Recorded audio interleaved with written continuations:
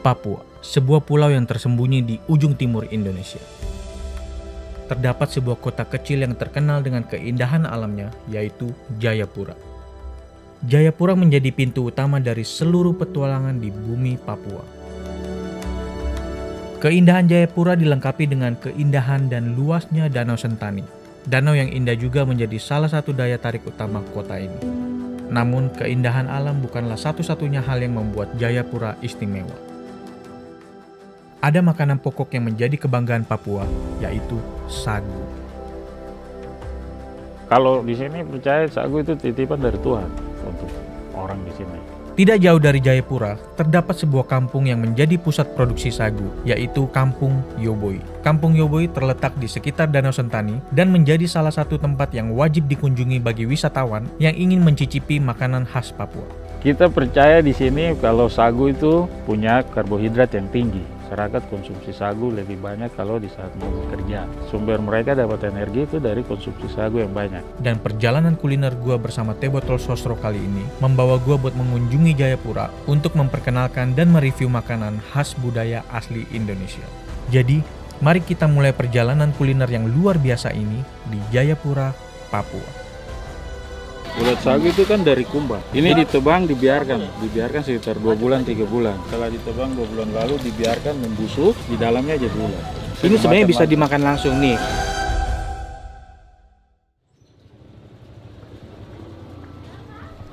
Di pagi yang cerah ini, perjalanan kuliner gua menuju Kampung Yoboi dimulai.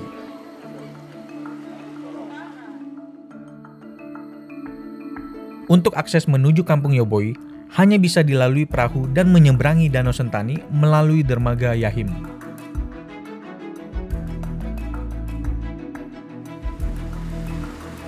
Waktu yang ditempuh kurang lebih 10 menit dengan disuguhi pemandangan yang indah di sekitar Danau Sentani. Tiap daerah punya cerita masing-masing, asal-usul sagu dan lain. Sagu ini di sini sudah ada sebelumnya. Sejarah kampung ini, pulau di sebelah, karena ada satu kejadian, moyang kami pilih tinggal ke sini. Di sini memang sudah dusun sagu. Dusun sagu bukan tempat untuk tinggal, tapi karena di sana ada masalah, mereka pilih datang tinggal di sini. Prosesnya itu sagu yang sudah cukup umur, di atas 10 tahun, masyarakat bisa lihat, oh ini cukupin untuk dipanen. Wilayah ini kan bukan punya pribadi, punya kepala suku. Izinnya ke kepala suku ya, kita mau tebang pohon ini untuk kebutuhan apa, itu disampaikan dulu, terus ditebang.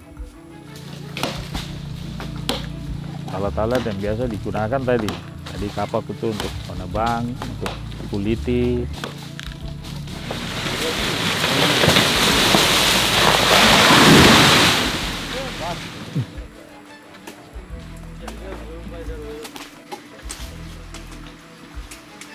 Barusan kalian lihat kan itu tadi proses pohonnya tumbang, karena ini baru proses awal ya. Jadi dia tebang pohon sagunya dulu sampai tumbang, kemudian sekarang lagi di proses pengulitan. Ini namanya apa, Pak? Ini, iya, ini parang. Ini saya pinjam. Oh, parang. Iya. Ini yang dikulitin apa aja, Pak? Ini kulit luarnya tuh. Nanti ya, ini juga nanti mau dikulit. Kulitnya dibuka, jadi yang diambil tuh dalamnya.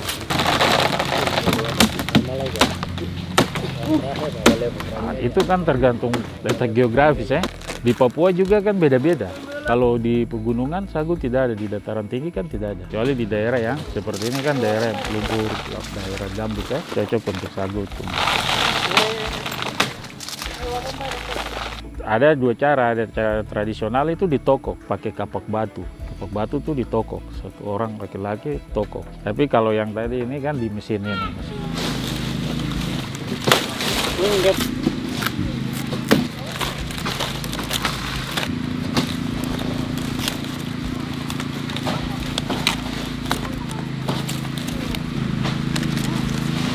Ini namanya apa sebutannya? Anggali. Seperti saringan. Iya. Jadi nanti ampas sagu itu nanti kan diramas di sana. Setelah itu nanti air keluar. Kalau ada yang lewat lagi nanti tersaring sini. Ini fungsinya sebagai penyaring Iya. aja ya.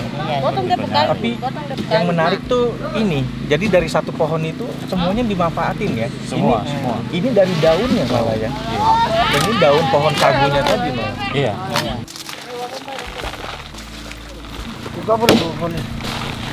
Ini setelah pohon tumbang dan dikulitin, Iya. diapain lagi nih Bang Billy? Ini nih diambil ini, di penggal-penggal, terus nanti bawa angkat terus diparut di sini di mesin. Oh, jadi potongan ini nanti mau diparut. Diparut. Satu pohon itu tergantung jumlah kerja ya. Kalau dulu masyarakat biasa dalam satu keluarga itu 3 laki-laki atau 2 perempuan, terus laki-lakinya itu untuk yang tadi tebang, terus kuliti, pikul, di sini diparut, atau kalau ini cara tradisionalnya di toko. Perempuannya untuk ramas. Itu sesuai kebutuhan. Nanti yang dia butuh saja waktu itu, satu pohon itu diambil sampai di mana yang dia perlu, dia tutup kembali. Bisa satu pohon itu bisa 4-5 jam tergantung jumlah orang. Mau coba proses meramasnya ya, tinggal ditekan aja ya Mas. Bener nggak ini? Benar. Kayak remes santan gitu ya. Tangan ikut meremas juga. Berarti di bawahnya ada nih kalau diambil. Sudah. Oh, ini. Iya. Iya, ini yang mengendap ini jadi gini dan ini jadi sagu. Tepung ya. Jadi tepungnya Tepung ini. Ini yang dibuat papeda. itu yang dibuat jadi sagu buat papeda itu ya. Ini kan ada beberapa jenis sagu. Sagu yang dipilih itu sesuai kebutuhan. Kalau kebutuhannya untuk ini diambil sagu yang jenis mana. Tadi yang saudara saya tadi bilang ini sagu nomor 1, sagu yang khusus untuk para raja, tadi untuk kepala suku, atau untuk acara-acara yang upacara adat, untuk upacara adat seperti penobatan dan lain-lain. Kita percaya di sini kalau sagu itu punya karbohidrat yang tinggi. Masyarakat konsumsi sagu lebih banyak kalau di saat mau bekerja. Sumber mereka dapat energi itu dari konsumsi sagu yang banyak, pengganti nasi. Pohon sagu itu katanya bisa keluar ulat sagu itu ya. Ulat sagu itu prosesnya tuh gimana? Bisa jadi ada di pohon sagu ini. Ulat sagu itu kan dari kumbang. Ini ditebang, dibiarkan sekitar 2 bulan 3 bulan. Setelah ditebang 2 bulan lalu dibiarkan membusuk, di dalamnya jadi ulat. Nih, jadi kita ambil, kita kumpulin ya. Nih.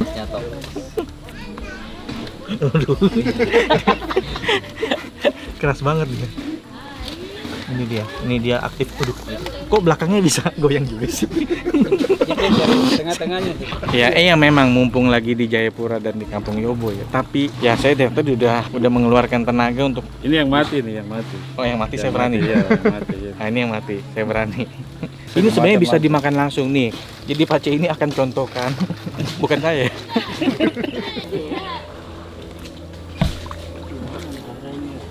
Ternyata beberapa orang ada yang alergi ulat sagu juga ya. Dan karena proteinnya tinggi.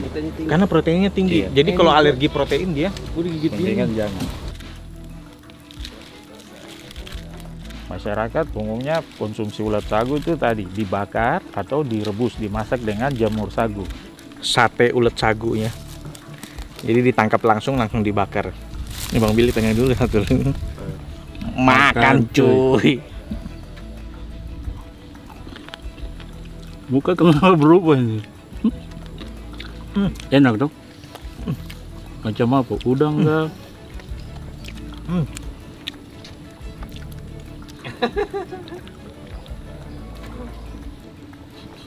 Karena apapun makanannya, minumnya teh botol sosro.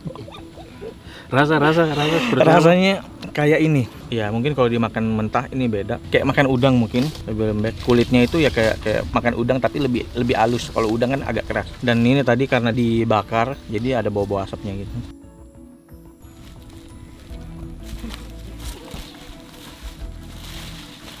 kalau ini bicara konteks sagu, dari sagu kan ada dari tapioka dan lain-lain kan? Pasti rasanya beda. Kalau umumnya masyarakat di sini karena banyak sagu, pakai sagu. Kalau tepung tapioka kan itu kan beda lagi, pasti rasanya beda. Dari sagu yang ini itu kan jadi papeda, terus jadi sagu bakar. Ya makanan pelengkap sagu tadi, ulat sagu, ikan gabus, sama papeda. Jadi proses bikin papeda itu gimana Mas? Ini sudah. Ini sagu. Ya, ini sagu. Sagu yang tadi. Yang tadi itu. Oh, iya, sagu itu direndam nanti dia jadi begini.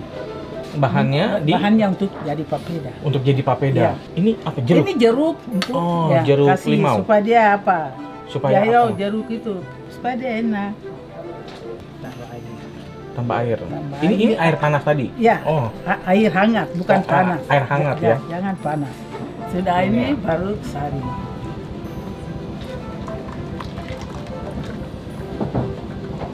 Siram air panas, Oh, air yang mendidih ya. Air yang mendidih. Sambil terus Sambil diaduk dia aduk. Sambil masukkan aduk. supaya biar tidak Ya, lengket, tidak, ya. tidak lengket ya. Cepat loh udah ini. Sudah jadi.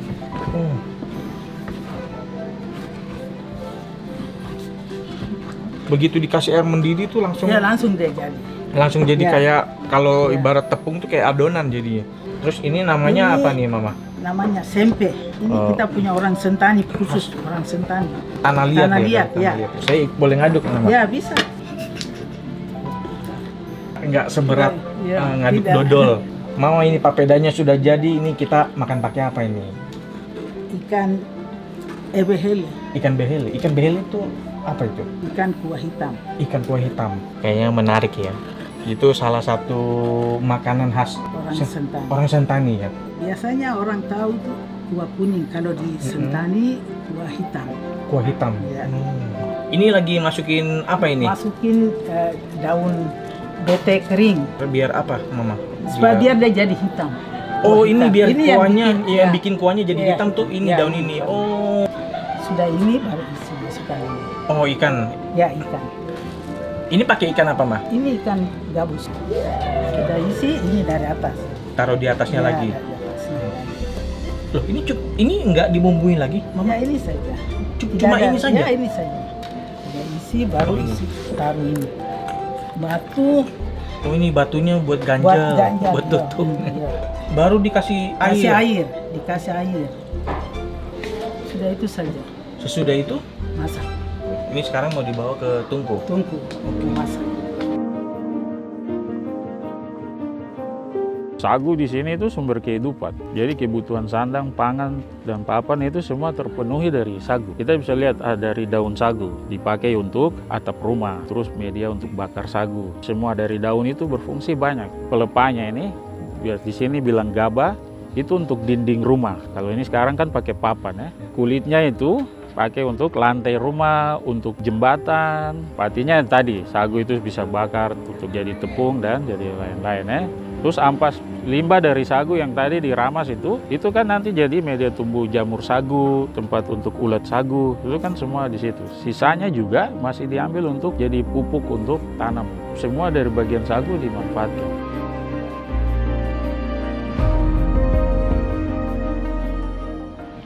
Oke, ini kita sekarang mau makan, ada Mama di sini. Ini ikannya ya, Mah? Ikan kuah hitamnya ya. Papeda, ada nasi, dan ini juga ya sagu bakar. Karena ini banyak banget, nggak mungkin nih berdua sama Mama.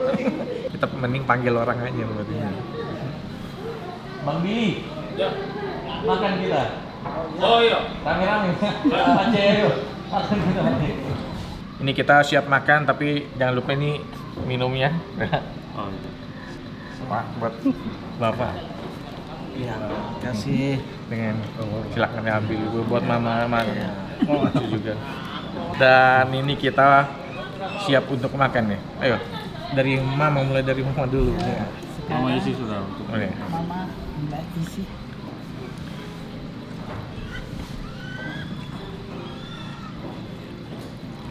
Ini daun bete.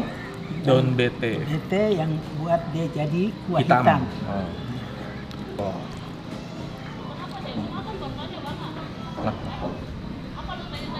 Angkat. gimana? Kita mulai dari kuah dulu ya? Ya, kuah dulu. Kuah dulu. Kuah hitam.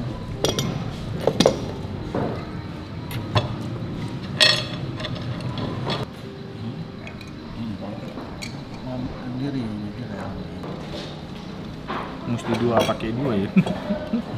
biasa kalau yang asli satu. Oh, yang asli satu. Oh, wow.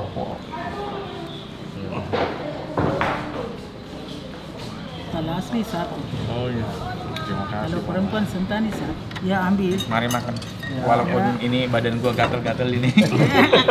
Karena ternyata gua ada alergi setelah makan ulat sagu tadi ya. Waduh, jadi lumayan nih merah-merah leher. Langsung aja ini kita coba. Oh, makan cuy.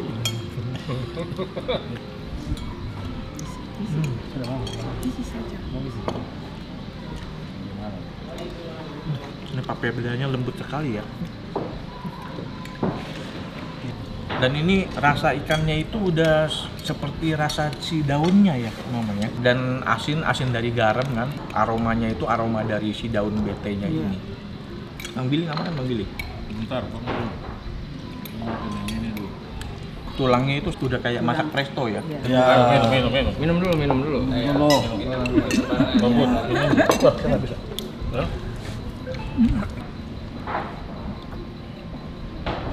bagus. Mantap. Ada sagu bakar. Habis makan ini kita makan sagu bakar ya. Manis, pakai ini ya, Gula merah. gula merah ya.